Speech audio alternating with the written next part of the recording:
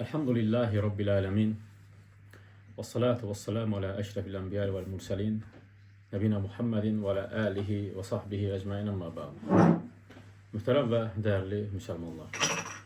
İlk olaraq öz nəfsimə və həmçinin sizə Allahdan qorxmağı və Peyğəmbər sallallahu aleyhi və səlləmin və onun sahabələrinin yolunu tutub getməyi tövsiyə edirəm.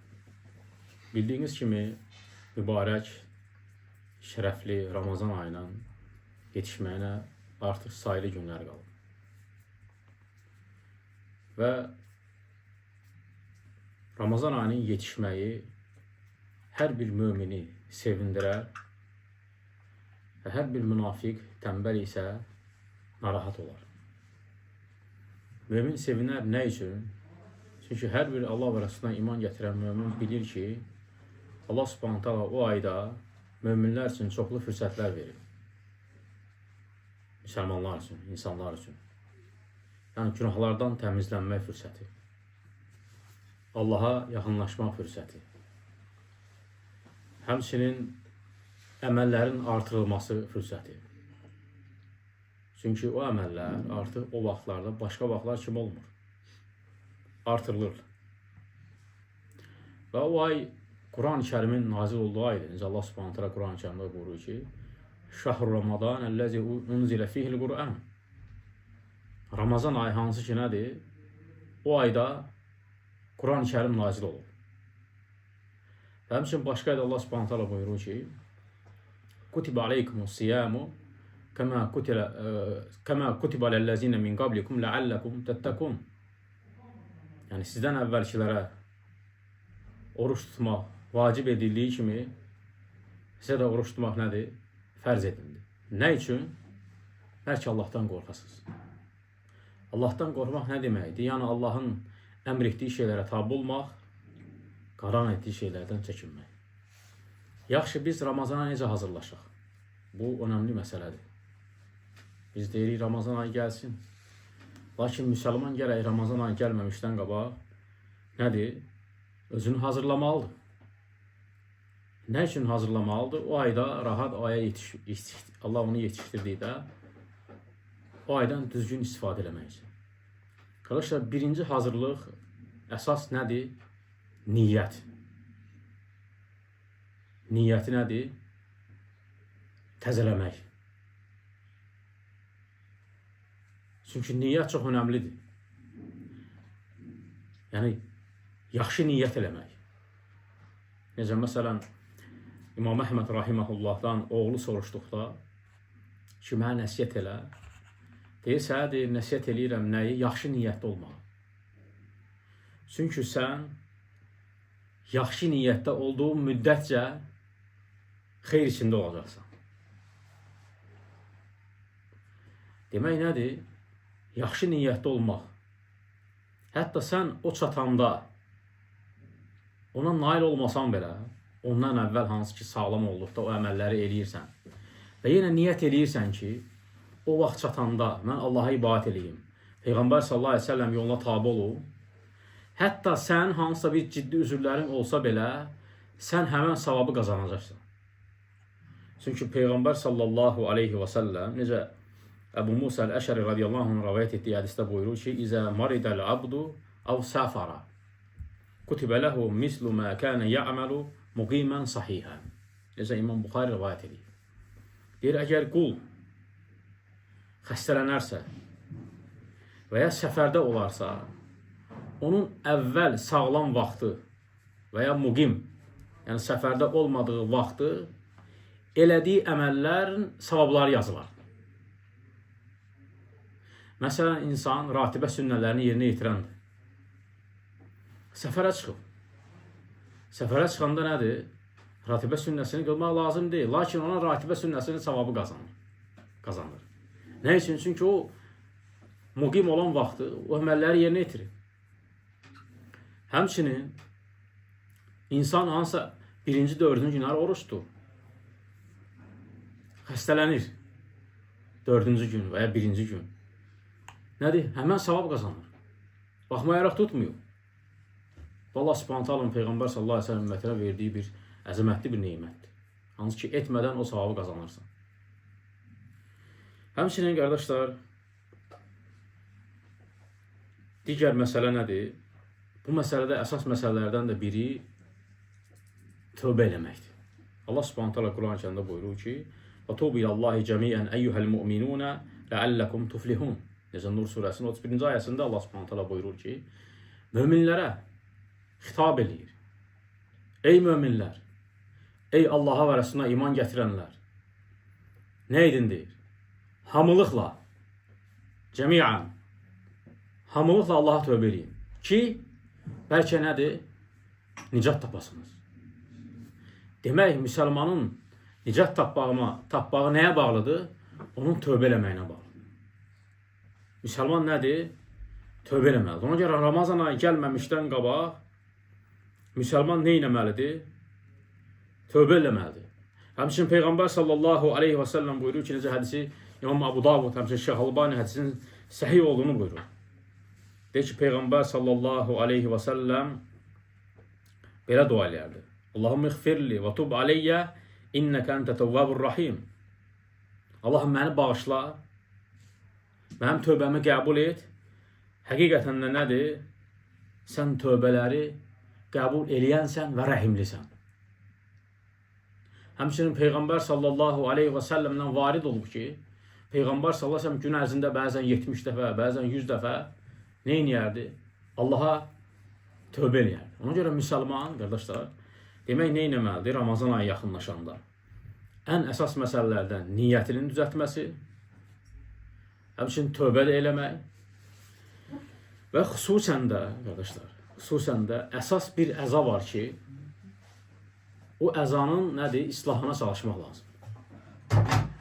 Allah Subhanahu taala həmçinin Quran-ı Kərimdə buyurur ki: "Fəmən kânə yarcu liqa'a rabbih fəliya'məl aməlan salihə və la yuşrik bi ibadəti rabbih əhədə." Kim Allahla qarşılaşacağına, onunla görüşəcəyinə ümid bəsləyirsə, o zaman nə etsin? Fəliyə'məl əmələn salihə. Salih əməllər eləsin. Və həmçinin nədir? Və la yuşrik bi ibadəti rabbih əhədə. Və heç bir şeyi, heç bir kəsi ona şərik qoşmasın. Bu ayənin enmə səbəblərindən birinci təfsirçilər gətirir ki, o vaxtı bir kişi Allah üçün bir şey eləmək istəyirdi, lakin həmçinin təriflənməyi sevirdi. İstəyirdi ki, insanlar onu tərif eləsin, mədh eləsin. Allah Subhanahu taala bu ayəni nazil edir. Kim Allahla görüşəcəyinə ümid bağlayırsa, yaxşı işlər görsün və ibadətdə heç bir şeyi Allaha şərik qoşmasın. Və həmçinin Muaviyə radiyallahu anhum gözəl bir fayda deyir burada. Deyir ki, bu birinci qeyd edir ki, bu səmadan enən sonuncu ayədir. Və həmçinin buyurur ki, bu əməlin qəbul olunması üçün qızıl bir qaydadır. Subhanallah. Yəni bu ayədə keçən qaydalar ki var, xüsusən 2 qayda. Muaviyə radiyallahu anh buyurur ki, deyir, bu deyir, əməllərin qəbul olunması üçün qızıldan olan qaydadır. Hani 2 qayda nədir? İxlas, ixlaslı olmaq və həmçinin nədir? Peyğəmbər sallallahu aleyhi və səlləmin şəriətinə müvafiq olmaq. Yəni Allah və onun rəsulu buyurduğu kimi Allaha ibadət eləmək. Yəni bidətdən, şirkdən Allaha yaxınlaşmaq yox. Necə bəziləri eləyir. Əgər sən bir əməl eləyirsənsə, o zaman sən 2 şeyə baxmalısan, xüsusən. Bir, baxmalısan ki, sən onu nə üçün eləyirsən? Allah üçünmü? İxlas olmalıdır. 2, nədir? Etdiyin əməl Peyğəmbər sallallahu aleyhi və səlləmin nədir? Sünnəsinə müvafiq olmalıdır. Həmçinin, qardaşlar, necə qəlbin islahı barəsində, necə İmam Müslimdə gələn hədisdə Nu'man ibn Bəşir radiyallahu anh rivayət edir ki, deyir, Peyğəmbər sallallahu aleyhi və səlləm demişdir: "Və innə fil cəsədi mudğətən, izə saləhət, saləhəl cəsədi kullu, Və izə fəsədət fəsədəl cəsədə kulluhu ələ və hiyəl qalib. Peyğəmbər sallallahu aleyhi və səlləm buyurur ki, insanın bədənində bir ət parçası vardır.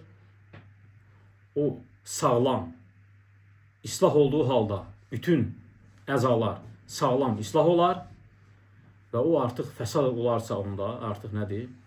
Bütün əzalar fəsad olar. O da nədir? O da Peyğəmbər sallallahu əleyhi və səlləm işarə edir nəyə? Deyir, o da qəlbdir.